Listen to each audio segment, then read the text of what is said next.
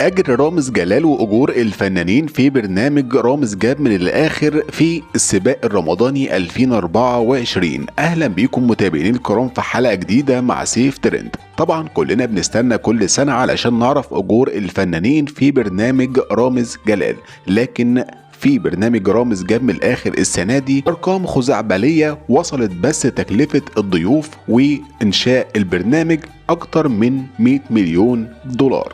في تقارير واحصائيات بتقول ان ميزانية برنامج رامز جاب من الاخر السنة دي اللي بتعرض في 2024 وصلت 100 مليون دولار، منها 80 مليون دولار اجور الفنانين والمشاهير، و20 مليون تكلفة البرنامج، و3 مليون دولار اجر رامز بس. يعني لو جينا حسبنا بسعر النهارده هنلاقي ان رامز بياخد في البرنامج السنة دي حوالي 150 مليون جنيه. اما بقى اجور الفنانين اللي رامز بيجيبهم كضيوف في برنامج رامز جاب من الاخر، دي من اكتر الموضوعات اللي بتشغل الناس وعايزه تعرفها. وفي حلقه النهارده هعرفك كل واحد من ضيوف رامز جلال اخد كام بالظبط طبقا للاحصائيات والميزانيه اللي صدرت من برنامج رامز جلال.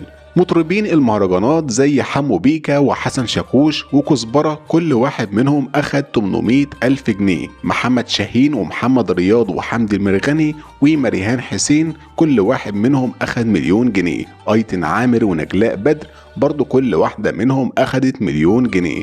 باسم سمرة وطارق لطفي كل واحد منهم خد مليون و200 ألف جنيه. ومحمد لطفي وأحمد عيد ويسرى اللوزي كل واحد منهم أخد مليون و200 ألف جنيه برضو. وأحمد مالك أخد مليون ونص، وشيرين رضا أخدت مليون ونص، ومي عمر أخدت 2 مليون ونص. أما سمية الخشاف فأخدت 2 مليون ونص، وحمادة هلال أخد 2 مليون جنيه. أما أحمد السقا فده كان الأعلى أجرا من بين ضيوف رامز جلال في برنامج رامز جاب من الآخر وأخد 3 مليون جنيه. واللي ملاحظينه في الفترة الأخيرة إن أجور الفنانين وكمان تكلفة برنامج رامز جلال بدأت تزيد مؤخرا. يعني عايز أقول لحضراتكم إن برنامج رامز جاب من الآخر السنة دي الميزانية بتاعته عدت 100 مليون دولار. وده كان موضوع حلقتنا النهاردة بخصوص الأجر اللي بيتقاضاه الضيوف في برنامج رامز جاب من الآخر، وكمان الأجر اللي أخده رامز جلال وتكلفة البرنامج من البداية لحد النهاية. لحد هنا وصلنا لنهاية حلقتنا. ما تنساش تعمل لايك وسبسكرايب للقناة عشان توصلك الفيديوهات الجديدة أول بأول.